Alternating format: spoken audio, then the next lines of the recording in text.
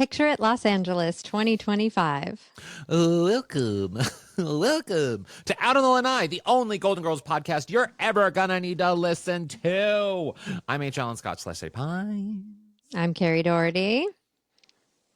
Yes. And today I know, I'm not used to picking it up after that. I had a pregnant pause. Today we have a very, very special treat for you all, don't we? Oh my God, it's such a special treat. Ooh, it's a literary treat. It's a treat that B. Arthur / Dorothy Spornak would be so proud of, because we have, now you guys, any Golden Girls fan, if you're a Golden Girls fan, obviously you're here, so duh. But like, you've heard the news that there is a Golden Girls book coming out called Murder by Cheesecake by Rachel Ekstrom Courage. And guess what? We have her on the podcast today, which is very exciting. She is our very own real life Barbara Thorndike, everyone. But better. She's much better than Barbara Thorndike. I mean, well, yes. Barbara Thorndike was a successful author, just like Rachel is. But Rachel is immensely better as a human being than Barbara Thorndike was. Let's just say that. No, it was so this episode. So Kerri could not join the chat that I had with Rachel because of scheduling issues and stuff, because our lives are very busy. But it was so great to be able to chat with Rachel about this, about how the book came about, how she got to sort of writing this book, her love of the Golden Girls, her love of this podcast. And I was so excited about it that I wanted to make sure that everyone heard about this book. So this episode is going out both. If you listen to Newsweek's Parting Shot, my other podcast, you'll hear both of my chats. I'm doing an episode with her over on that one as well. Same chat. So it's not like there's no deja vu happening. Like, I'm getting out the word in every way that I can. Why? Because it's brilliant. Isn't it, Kerri? Yeah. Oh, I for anybody who hasn't yet, again, if you're living under a rock, you don't know what this book is about.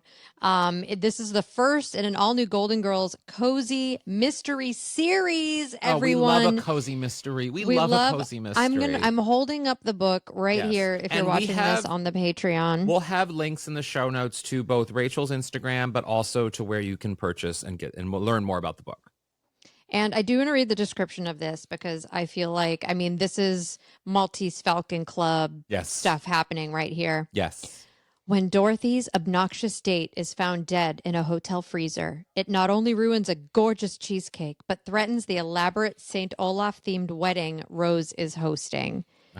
This is also giving me Golden Palace vibes in the best ways. Yes. Like when the food critic died and for a spell they hid his body in the freezer. Yes. Rose also had to plan a wedding for Miles's fiance Fern at the Golden Palace. Like, this is giving me all the nods of Golden Girls greatness.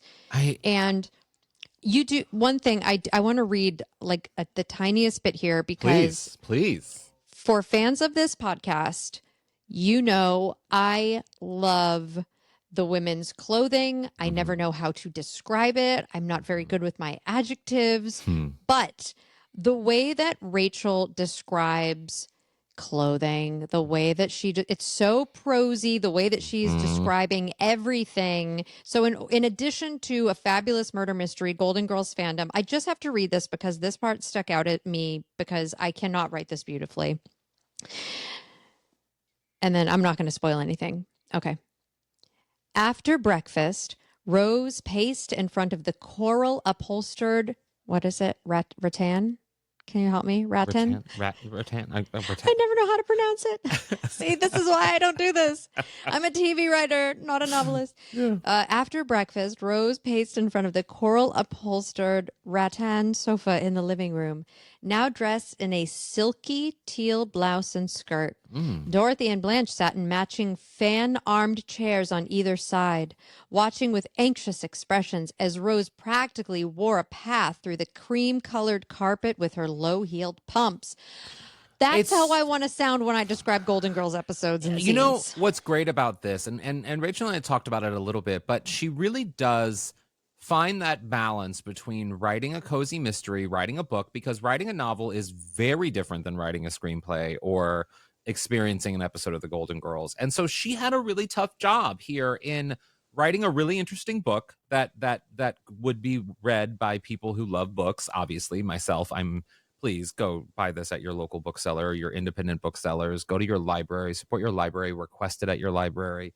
Definitely go get this book. But she also did a fantastic thing where she found the essence of the things that true hardcore fans like you and I would also respond to. The little things, down to, of course, the thematic things that episodes and moments and storylines. Of course, there's little nods to those throughout the book, but also the little descriptions like the tiny pump or like the couch or like her wearing teal or whatever it might be. Like, and then you see it because you remember the episode of Betty White or Rue McClanahan or whatever wearing this certain thing or doing this certain thing. And it's just, I have to say, it is just, the word cozy mystery is in it, but it is just cozy. It makes you, I mean, I'm such a massive reader and such a massive fan of authors and books and the world of publishing that I, of course, would have read this regardless, even if I didn't have a platform to be able to tell everyone about it.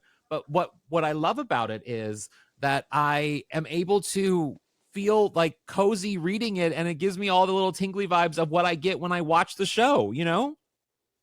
Yeah, absolutely. And I also think, you know, the Golden Girls community, Golden Girls creators, artists, you know, we're all about supporting each other always. And so I think, you know, for the other Golden Girls artists out here, like I would also love to see them elevate this book, because that's what we do. We all prop each other up. We all help each other get the word out. We're all at the end of the day, we're all Golden Girls fans. Yeah. And so it is lovely to have had the opportunity, you know, for you to have the conversation with her. I'm so glad. I'm so sad I wasn't in that chat. Yeah. But it's always cool to get to know someone who's also a huge fan of the Golden Girls and who also just wants to create and pay tribute to a show that we all love so much. It's just very exciting. And you know what I love about it too, and this is why I want everyone to go buy it, not only because it's very good and I'm a big fan of Rachel and I want more people to read Rachel's work. She's also an author of many other books not related to the Golden Girls that I would highly encourage you to get.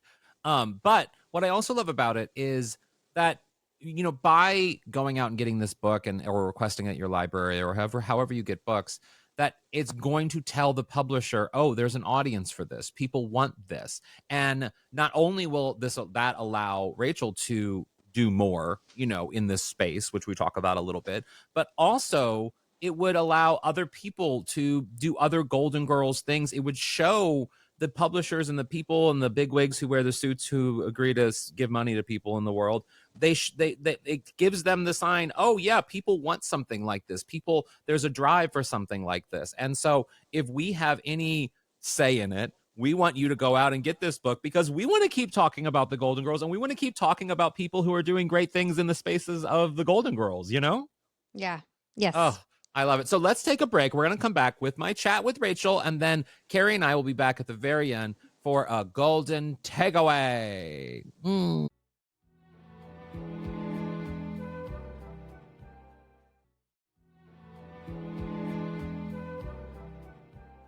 Rachel, it is such an honor and a privilege to be able to chat with you. How are you?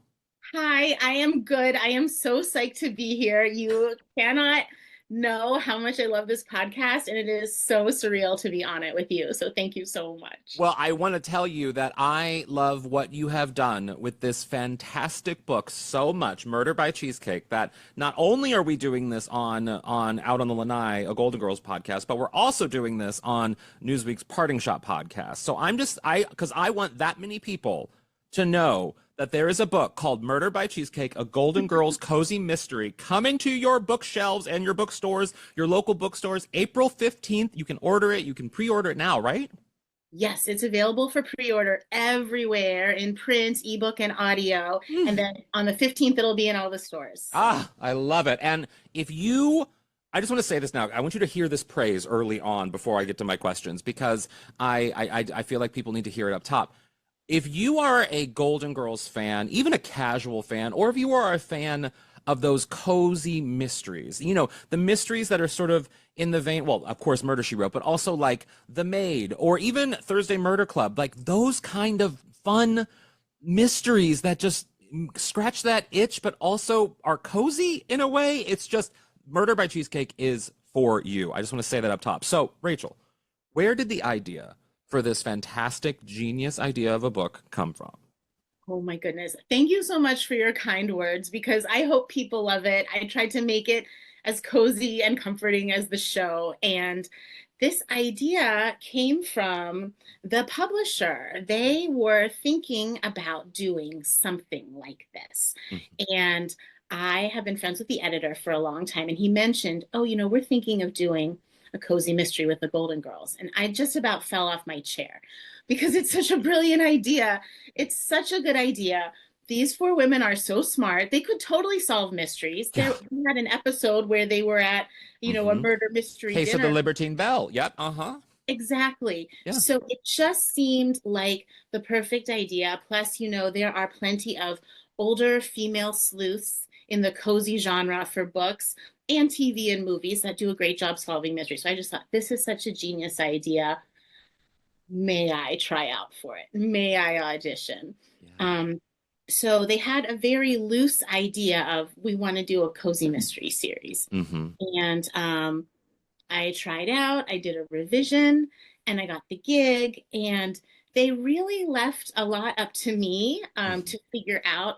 But there were certain things that I knew that I wanted to include because I wanted the fans to be really happy. And I wanted it to be a trip down memory lane for all of us. But even if you don't remember everything about the show or you are a casual viewer, that you will enjoy it and that there's enough mystery and other stuff going on to sustain you for a whole book. Yeah. Yeah. Well, I was just saying to someone recently that even if you don't know an episode of the Golden Girls, or you can't, like, you're not like us, like, you and I, where we can like pinpoint episodes and like plot lines and be angry at Miles and all of those things. Like, people don't go sometimes as deep as we go. And even if you're not that, everyone knows the tropes of who each one of these women are. You don't even have to know a storyline from the show to know that Blanche is the sexy one, Rose is kind of the dumb one, Sophia's kind of the old one, and Dorothy's kind of the ornery one. And you just know those characters because that show cemented the idea of this chosen family, women of a certain age coming together and living their lives out loud, quite literally, sexually, in a funny, silly, wacky way. And so when you're crafting this story, which, we had that one episode of the Golden Girls where it was very mystery, Case of the Libertine Belle,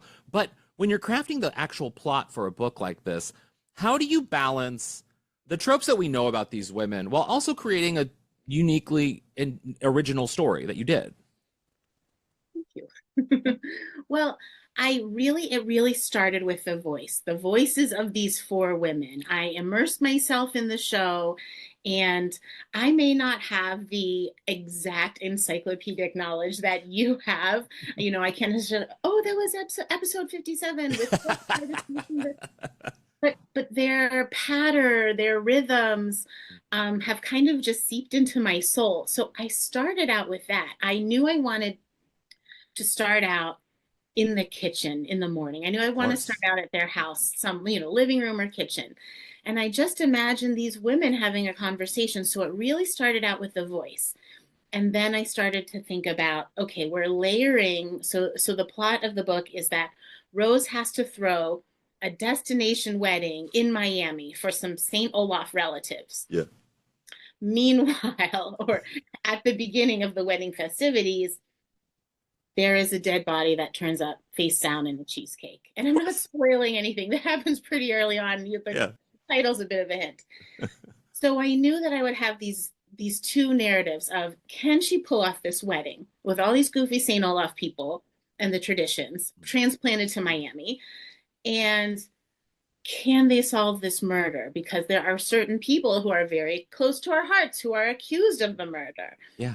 And how can we, so intertwining those, and I wrote it so sometimes we're a little more standing over Rose's shoulder as she's doing the wedding stuff, and sometimes we're a little bit more over Dorothy's shoulder for some of the other parts of the plot. Yeah. Sophia and Blanche are definitely there and present and playing their roles, but Rose and Dorothy take a little bit of the forefront in this book. So I really try, having chapters helps. Yeah. I thought of a chapter, almost like a mini episode. And, it's big shoes to fill. The show is iconic. The Yeah. show is amazing. The show had some of the best writing around. Yeah. And whenever I wasn't sure what to do next, I really thought about the girls and I thought about what they would do in these situations. Yeah. And I could kind of hear their voices figuring it out and bantering with each other, maybe bickering with each other. And so I had sort of a framework, but I really let their voices and personalities guide me. And their voices come through in a way that is just like, that's what's amazing about it. That's what's amazing even about the show is that, like, and this is what's so genius about sitcoms in general, which is what we love about sitcoms. We know these characters so well that you can put them in any situation and something funny, or how they're going to react. You know what's going to happen. And so with this book, you did capture the voice of these women, and in a way that, like, it almost, because I mean, the Golden Girls obviously has been off the air for a very long time, but the love for the Golden Girls has persisted over the years, for many, many, many years. And I mean, so much so that, this podcast out on the Lanai, like, we do these things. I have the Golden Girls tattoo. Like, we do these things that, like, the love just goes on for the Golden Girls. But when you capture the voice, it kind of has this sort of like it's another episode. Like, we got a secret episode, kind of, that when I was reading it, that was the vibe that I got, that I felt like I was watching. Because on Sundays, I just watch the Golden Girls on TV Land, the marathon. It just plays on and on and on. It's the background of my television. It's the background of my life. And in reading this book, I really felt the voices. Were you intimidated at all by, because when a book has this, when a show has this much of a fan base, were you intimidated by sort of a fan reaction, or like, getting it all right and trying to get that voice perfect, Yeah, I absolutely was, because I love the Golden Girls so much. I really wanted to do a good job. And I know that everyone has, like, their subjective opinion and the things they like and they don't like. And so it's a huge fan base. And so I was really nervous about that. So what I really tried to do was capture their voices to the best of my ability and have enough stuff in there for the fans that might remember certain details from certain episodes, but not get so specific or inside baseball that someone who doesn't remember, the episode with the Girl Scout in it, or the Sunshine Girl in it, can still follow along. So absolutely. I mean, the early response has been really good. There's been early readers and reviewers, and I think I started to feel much less nervous when people started to say, you've captured the voices. I feel like I'm with them again. And when people said it was funny, because, at a certain point, if you're reading and writing and revising a manuscript multiple times, you're like, is this funny anymore? Yeah. Does this make sense? Is this silly? And so that was really gratifying. So it is intimidating, and I just poured my heart and soul into it to help make all the other fans feel like I do when I'm reading a book. Oh yeah, I mean, and it definitely comes through. So, like, okay, let's get to the Golden Girls then. So when did you first discover the Golden Girls? What's your Golden Girls intro story, if you will? So it's unusual, I think, because they were always there through my childhood. I grew up in the 80s and 90s, so that was the peak of Golden Girls time. And they were always in the background. People are always making jokes, quoting them. You see their faces everywhere. You see the actresses doing all these other things over the years. So they were always just kind of part of the fabric of growing up in that time period. And then, honestly, when the pandemic hit, and I was feeling very isolated and lonely and sad, I put on the Golden Girls. And just from those opening credits, just from that opening scene, I would feel my blood pressure just come down a little bit. And there was something so comforting about it, because these women can solve any problem together. And also just seeing the fashions and the architecture and everything from a time that was before this happened. Yeah. So that's when I got, I had a new relationship as an adult who was like, I need this. Yeah. Yeah, we had that too. It's so funny you say that. So when we finished the original, because our whole point for the start of the podcast was that we were going to watch every episode, and that was going to be it. Like that was going to be the thing. And so right before the pandemic, we had watched every episode. So we had our big, closing episodes or whatever, and we were just kind of going to go away and just sort of do our thing. And then during the pandemic, people like you started watching the Golden Girls again, and people like me were always watching Golden Girls, but we turned to it in a different way because we needed that blanket, that sort of comfort, that cozy blanket that like this show gives us every time we watch it, or like when people read this book, people will get when they read the book as well, that you need that sort of coziness to make you feel calm and safe. And so we brought back the podcast when they put the Golden Palace on Hulu, and the response to that was so big that we were like, well, people need more Golden Girls talk. So we just kept talking, and we haven't stopped talking since. And that's why you're here, is because we get to talk to people like you who are doing great things in the Golden Girls space, like this book, Murder by Cheesecake. I just love that people all over were finding this, common thread that was helping us. And I think that it's also, they tackle some tough subjects, and but they tackle them together. Yeah. And there is the coziness and the nostalgia, but there's also the laughter. I wasn't laughing a lot during that time, but the Golden Girls made me laugh. Yeah. And I think that's so important. I think we need that in tough times. And Rachel, let me tell you that I say this from personal experience, having existed in the Golden Girls space for the past 10 years of my life professionally, that the Golden Girls fan base, when someone does something and gives us a little love nugget of the Golden Girls in a different kind of way, they go crazy for you. That you're about to have a fan base that is loving, accepting, excitable, very reactive. And I love that the people listening to this podcast will be able to, that's the audience that needs this kind of book. So I hope you're prepared for that, Rachel. Well, those are really kind words. I'm just excited for people to read it, and then for it to be out, so we can, I can meet people at events or hear what they're saying, because it is such a bonding thing to talk about the Golden Girls and know who do you identify with, and what's your favorite episode. I love that back and forth. I love talking about the Golden Girls. So I'm excited for that aspect of it. When people start to be able to, when they start to get at the bookstore, when it starts to be delivered to their mailbox. And also, it's so funny to find out who people think is the star of the show and who people think they are. And I just love those conversations. So I hope I get to have a lot of them. Well, let's start that conversation here. So Rachel, which Golden Girl, I'll start with what I am so you can have a bit of a moment to think, but which Golden Girl do you think you are? Now, I'm going to start by saying, when I was growing up, I felt pretty firmly that I was a Dorothy, only because I have that sort of, I say no to a lot of things, and I don't mind saying no, and I'm very sort of like direct in sort of how I communicate. But as I got older, I started to realize that I'm a little bit like a Rose, but also a Blanche. And I think I'm now, at this very much certified age that I am quite literally a Blanche with a rising Rose. There's a rise, but on the weekends I'm a little Dorothy. Don't ask me to do things. You know what I mean? Don't ask me to go out. I want to. Yeah, on the week. Yeah, exactly. On the week. Yes, because during the weekday I'm working and I want to rest. I want to sit on that couch and watch the TV and watch that corn just get shucked off or whatever they said.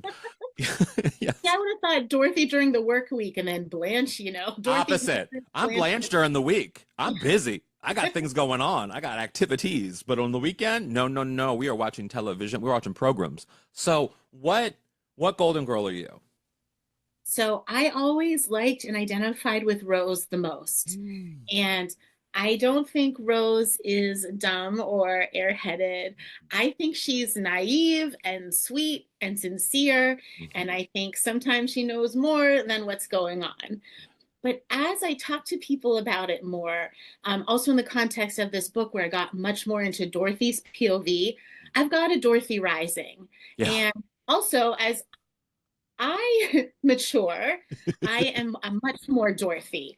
I would love to have more Blanche in my, in my makeup, and I'm appreciating Sophia in a whole nother way now that I've, spent more time with all of these characters on the page. But I'm mostly Rose, but I'm leaning into my Dorothy side. I'm a literary person. I write books. I work in publishing, so I feel like I have that in common with Dorothy. And I think it's really good to speak your mind and be direct. Very helpful. It'll help you in life a lot. Well, okay. So with that said, now people are going to be discovering this isn't your first book. I mean, you've done many other stuff. You've done other books and you've worked in this space, but also too, when people read this, they're going to want more. They're going to want more Murder by Cheesecake moments and episodes and things. So please tell me about the other work that you've done so people can go also while they're purchasing Murder by Cheesecake or they're pre-ordering Murder by Cheesecake, they can also get your other books. But then also, do you have others in works? Do you plan to write more Murder by Cheesecakes? Because I want it personally. I'll answer this question in the order it was asked. First of all, I have worked in the world of books for the past 20 years, but always in the realm of promoting other people's books, helping other people get their books to market. I do have a YA novel that's a young adult thriller that just came out before this one called Nothing Bad Happens Here. And it's set on Nantucket, and it's more of a darker thriller than this book, which is a much cozier adult mystery. So I have that. And then Murder by Cheesecake comes out April 15th. And then it does say a series. It does say a series.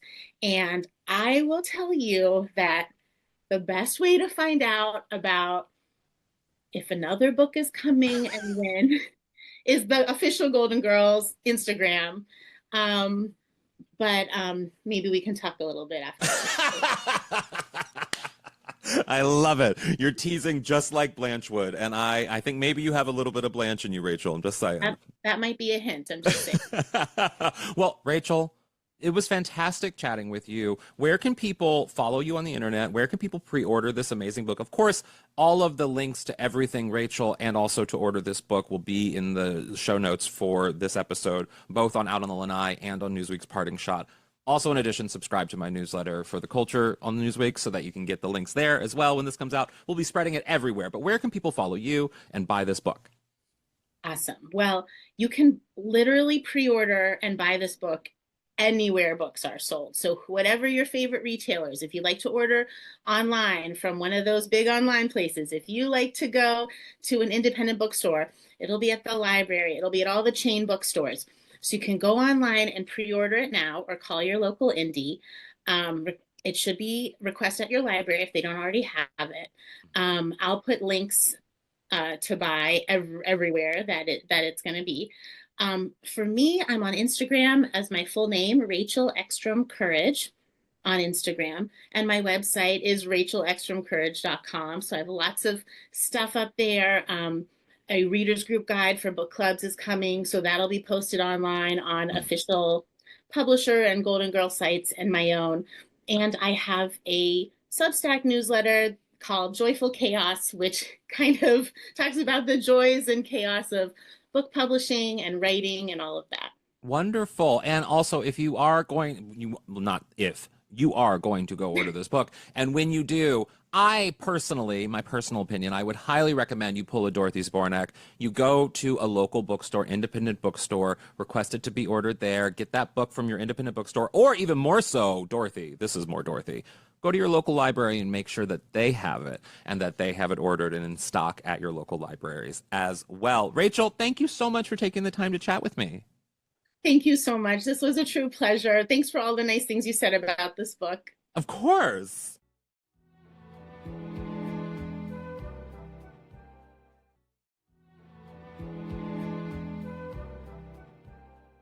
And we are back with our golden takeaway, which is a nugget of truth or inspiration that you can apply to your lives or the lives of our listeners. Kerri, what's your golden takeaway from this episode with the fantastic Rachel Ekstrom Courage? Yes, and what a fantastic chat the two of you had. Again, I'm so excited for her. I'm so excited for this book. I mean, my golden takeaway, I feel like it's pretty clear, which is everyone who listens to this podcast knows that The Case of the Libertine Belle is my favorite episode of The Golden Girls. Yep. I am always wanting a murder mystery.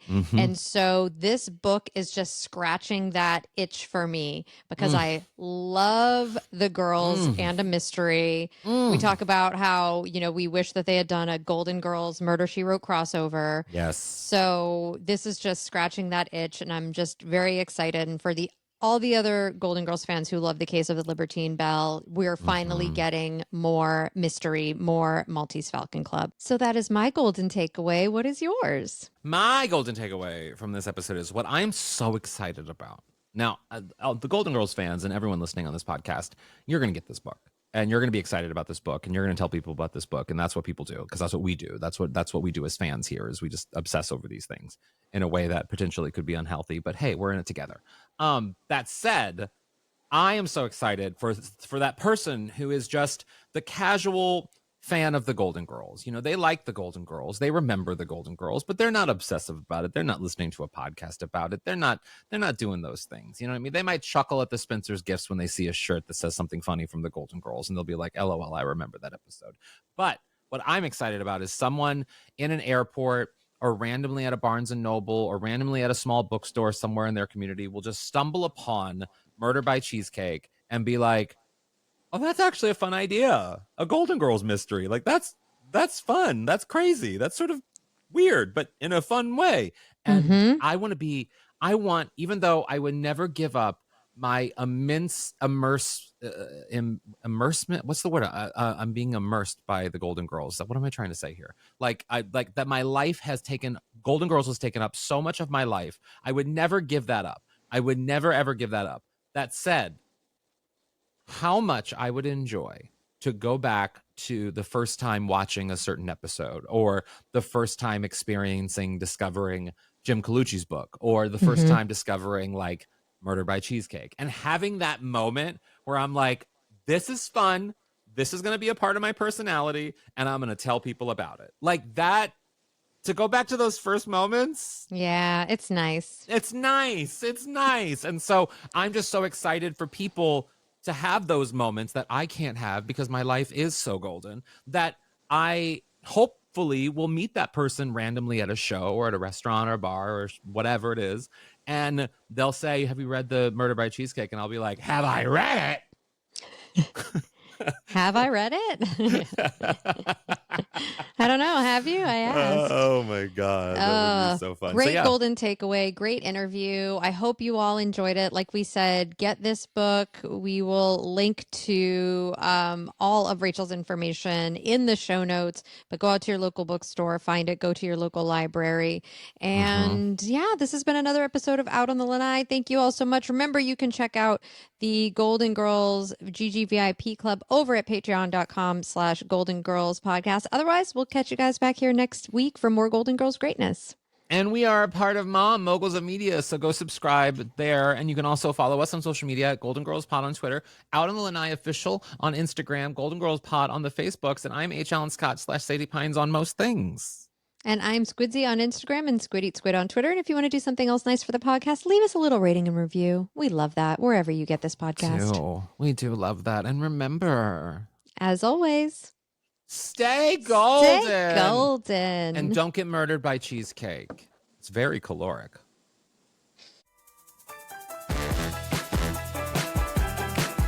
Out on the Lanai is not endorsed by Whit Thomas Harris Productions, Touchstone Television, Disney, or any of its subsidiaries. It is intended for entertainment and informational purposes only. All names, pictures, audio, and video clips of the Golden Girls are registered trademarks and/or copyrights of their respective trademark and/or copyright holders.